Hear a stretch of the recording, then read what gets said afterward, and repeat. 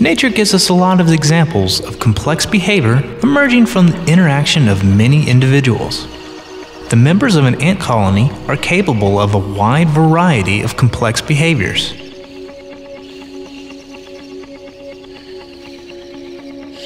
Finding and transporting food. Constructing elaborate underground complexes of tunnels and chambers.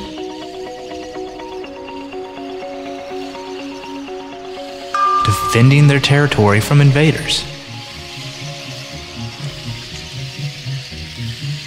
Such activity would seem to involve a great deal of planning, memory, and coordination. But there's no head ant that draws up the blueprints of a colony and gives directions to the worker ants. Turn that tunnel to the left. Bring that piece of sand over here. Instead, each ant follows a very simple set of rules based on cues from its environment and from activity of ants nearby. For example, how do ants know to walk in a single file to pick up food and then return in a single file to the nest? They don't.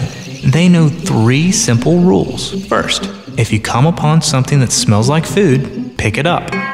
Second, when you pick up a piece of food, release a chemical signal, a pheromone. Third, if you come across a pheromone trail left by another ant, follow it. Let's see what happens when a group of ants follow these 3 simple rules. The first ant wanders about in its environment and picks up a piece of food. She releases a chemical signal and begins to leave a trail. As the ant continues to wander, other ants stumble upon her trail. They follow this trail and are led to the food. Some of them may follow the trail the wrong way, but that's okay. Once the first ant reaches the nest, she drops off the morsel of food. And when she exits the nest again, she will come upon her own pheromone trail and follow it. The ant doesn't remember where the food is. She doesn't even know that she's following her own trail. She's just following rule number 3. Always follow the trail. Meanwhile, more and more ants have come upon the original trail and followed it to the food. As they follow the first ant's path back, they strengthen and refine the chemical trail. Soon, the ants will appear to march in single file to the food and back. There's no plan, no memory where the food is, no need for a leader to point the way. 3 simple rules, a few environmental clues are all that is needed to orchestrate this remarkable, efficient process.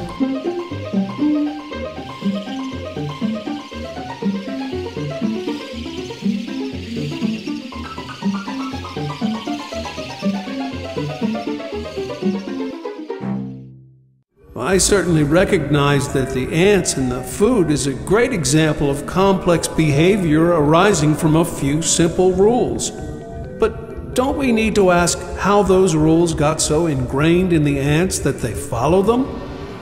That's a good question, but one that I believe most good biologists could answer with ease. Why don't we meet later, Kevin, and I will show you how good a biologist I can be.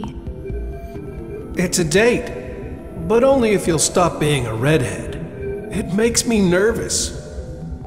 I will pick you up at 7:03, if that's okay. 7:03?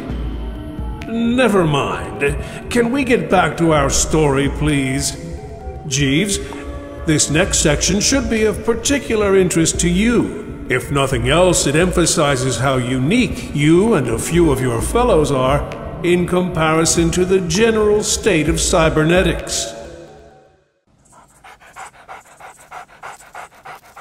From dog stars to dog and paw stars, we are now embarking on the age of robots.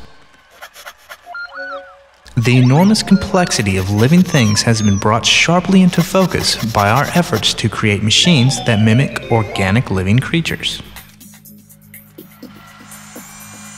We now have robots that help in many fields: bomb disposal, fire and rescue operations, hospital care, military drones and tanks. Our desire to build robots seems boundless. Indeed, robot building competitions are held annually at many high schools and colleges across the country.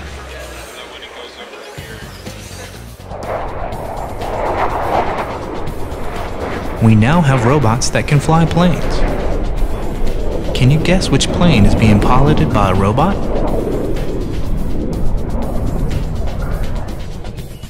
On the other hand, the robots that explore other planets can certainly perform feats that no human should attempt.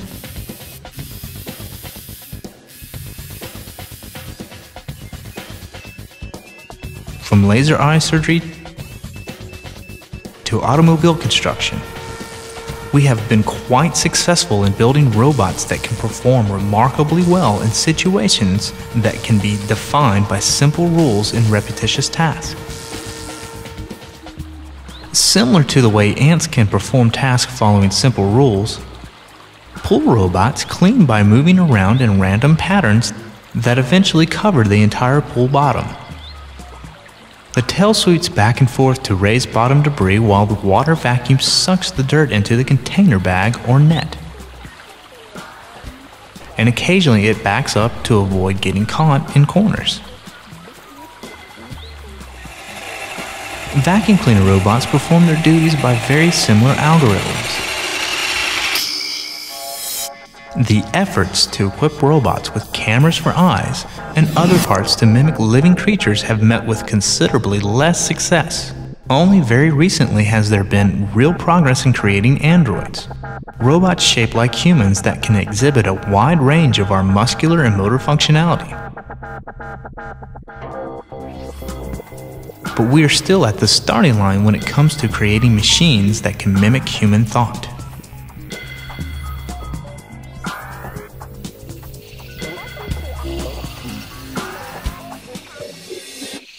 It is easy to imagine an ant or a robot as a mindless agent following simple rules that produce the illusion of complexity.